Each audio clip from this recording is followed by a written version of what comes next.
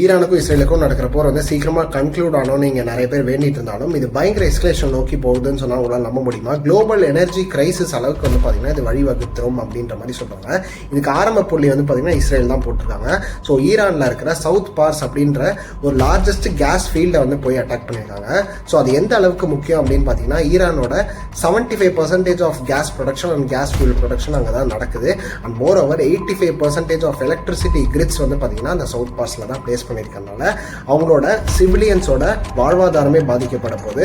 And அவங்களுக்கு வந்து பார்த்தீங்கன்னா இருட்டில் வந்து மூழ்க போகிறாங்கன்றது நீங்கள் தெரிஞ்சுக்கணும். So and more over Israel வந்து என்ன பண்ணாங்கன்னா அங்கே ஈரானோட இன்டெலிஜென்ஸ் மினிஸ்டரை வந்து பார்த்தீங்கன்னா கொண்டுட்டாங்க. ஸோ இதனாலேயும் வந்து பார்த்தீங்கன்னா அவங்க கண்டிப்பாக ரிட்டாலியேட் பண்ணுறோம் அப்படின்னு சொல்லிட்டு ஓப்பனாக நேற்று வந்து எவாக்குவேஷன் ஸ்டேட்மெண்ட்ஸ் வந்து பார்த்தீங்கன்னா வரிசையாக கொடுத்தாங்க.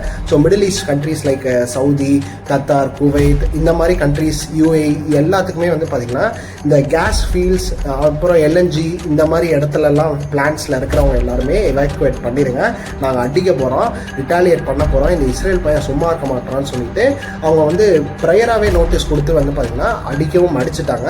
ஸோ கத்தாரோட ராஸ் லஃபான் அப்படின்ற ஒரு லார்ஜஸ்ட் எல்என்ஜி எக்ஸ்போர்ட்டர் அந்த பிளான்ட்டை வந்து பார்த்தீங்கன்னா அடிச்சிட்டாங்க. அண்ட் மோர் ஓவர் இதனால வந்து பார்த்தீங்கன்னா வேர்ல்டுலேயே வந்து பார்த்தீங்கன்னா ஒரு எனர்ஜி கிரைசிஸ் ஏற்படும் அப்படின்ற அளவுக்கு வந்து பார்த்தீங்கன்னா பயம் வந்து ஏற்படுது. அண்ட் இதை அடித்தோடனே தான் வந்து பார்த்தீங்கன்னா ராஸ் லஃபானை அடித்தோடனே ட்ரம்ப் அவர்கள் ஸ்டேட்மெண்ட் விடுறாரு, இஸ்ரேல் இந்த மாதிரி பண்ணுறாங்கன்னு சொல்லிட்டு எங்களுக்கு தெரியவே தெரியாது, அவங்களே போய் அடிச்சுட்டாங்க அப்படின்ற மாதிரி ஒரு பல்ட்டி அடிக்கிறாரு. அண்ட் மோர் ஓவர் வந்து என்ன சொல்கிறாருன்னா ஈரான் வந்து இனிமேல் கத்தார் மேலே கையை வைக்கக்கூடாது, தப்பி தவறி வச்சுட்டீங்க அப்படின்னா யூஎஸ் வந்து பயங்கரமாக அடிச்சிடும் அப்படின்ற மாதிரி வந்து சொல்கிறாங்க. அண்ட் மோர் ஓவர் வந்து பார்த்தீங்கன்னா ஈரான் வந்து இன்னும் சின்ன சின்ன ட்ரோன்ஸ் தான் விட்டுட்டு இருக்காங்க, அவங்களோட ஹை கிளாஸ் எக்யூப்மெண்ட்ஸ் இன்னும் வந்து பிளேக்கே வரல.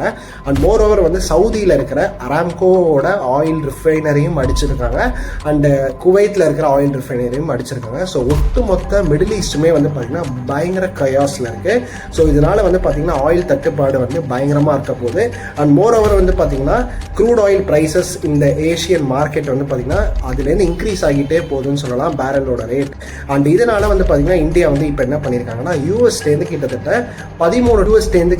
13 டேங்கர்ஸ் வந்து எல்பிஜிஸ் வந்து வாங்கியிருக்காங்க, விச் இஸ் அரௌண்ட் 3.5 lakh டன்ஸ்ன்னு சொல்கிறாங்க. ஸோ இது வந்து கிட்டத்தட்ட வரப்போகுது யூஎஸ்லேருந்து அப்படின்ற மாதிரி சொல்லியிருக்காங்க. அண்ட் இது எங்கே போய் முடிய போகுதுன்றது தெரியல.